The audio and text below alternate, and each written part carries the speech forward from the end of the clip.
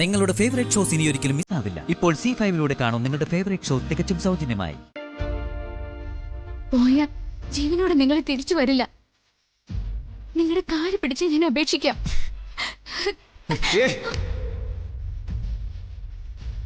കെട്ടുകഥകൾ പറഞ്ഞ് നീ എന്നെ പിന്തിരിപ്പിക്കാൻ നോക്കണോ? എന്റെ കുടുംബത്തെ പറ്റി ഉത്കണ്ഠപ്പെടാൻ നീ ആരാണി?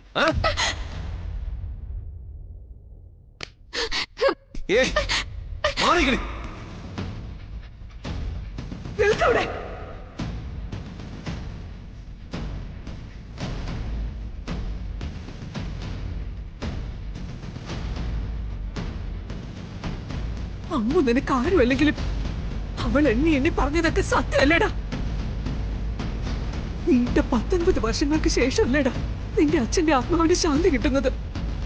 അത്രയും കാലം സ്വന്തം മകനായ നീ പോലും അറിയാതെ അടച്ചിട്ട് മുറിക്കുള്ളിൽ ആ മനുഷ്യന്റെ ആത്മാവിനെ ബന്ധിച്ചിട്ടത് നമ്മൾ ചെയ്ത പാപമല്ലേടാ മോനെ.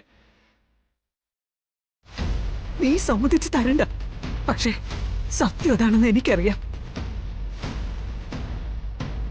വേണ്ട, മുകുന്ദന്റെ മകൻ ഒരിക്കൽ കൂടി മാണിക്യമംഗലത്തെ അവസാനത്തെ കണ്ണിക്ക് നേരെ തിരിയാൻ പാടില്ല.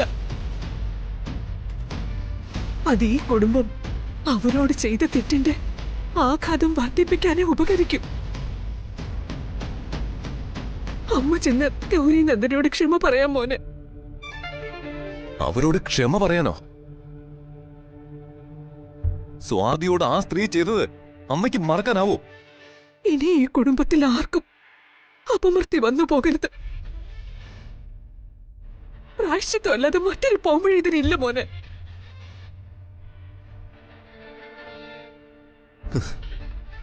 മാണിക്യമംഗലം അവർക്ക് ഞാൻ വെറുതെ വിട്ടു കൊടുത്തല്ലേ? എല്ലാത്തിനും പിന്നിൽ അവരാണെന്ന് അറിഞ്ഞിരുന്നെങ്കിൽ ഞാൻ ആ വീട് ഇടിച്ച് നിരത്തിയനെ. ദേ, ഇനി നീ ഒരക്ഷരം ശബ്ദിച്ചു പോകരുത്.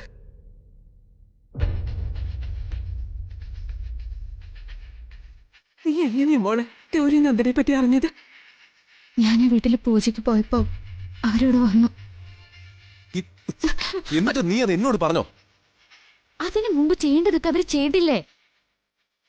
തറവാട് എഴുതി വാങ്ങിച്ച ശേഷം ഇവിടെയുള്ളവർക്ക് നേരെ തിരിയാനായിരുന്നു അവരുടെ തീരുമാനം. പക്ഷേ ദക്ഷ ഉടനെ അതിന് തയ്യാറാവില്ല. മംഗലശ്ശേരിക്കാരോട് ഇരന്ന് വാങ്ങാതെ തറവാട് പണം കൊടുത്ത് വാങ്ങായിരുന്നു എന്ന് പറഞ്ഞ് ഞാൻ അവരെ പരിഹസിച്ചു. അതവർക്ക് തിരിച്ചടിയായി. തറവാടിന്റെ മതിപ്പുവില എങ്ങനെയും അടിച്ചേൽപ്പിക്കുന്ന ദക്ഷ അപ്പോ വെല്ലുവിളിച്ചത്. ഞാൻ നേരത്തെ പറഞ്ഞില്ലേ നിങ്ങൾ ആ പണം വാങ്ങരുതെന്ന്. എല്ലാം നേടിയെടുത്തെന്ന അഹങ്കാരം ദക്ഷയിൽ ഉണ്ടായ പിന്നെ അവരെ തടുക്കാൻ കഴിയില്ല.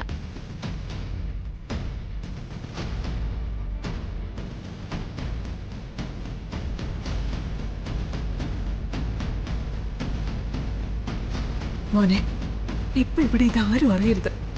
നീ റൂമിലേക്ക് പോടെ മോനെ. നിന്നോട് പോകാനല്ലേ പറഞ്ഞത്? കേറിപ്പോ.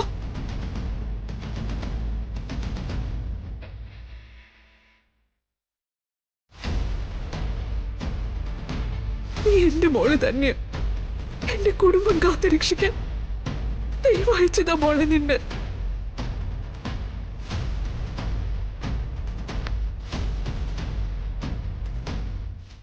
ഡൗൺലോഡ് ചെയ്യൂ C5 ആപ്പ്. കാണൂ എല്ലാ എപ്പിസോഡുകളും സൗജന്യമായി.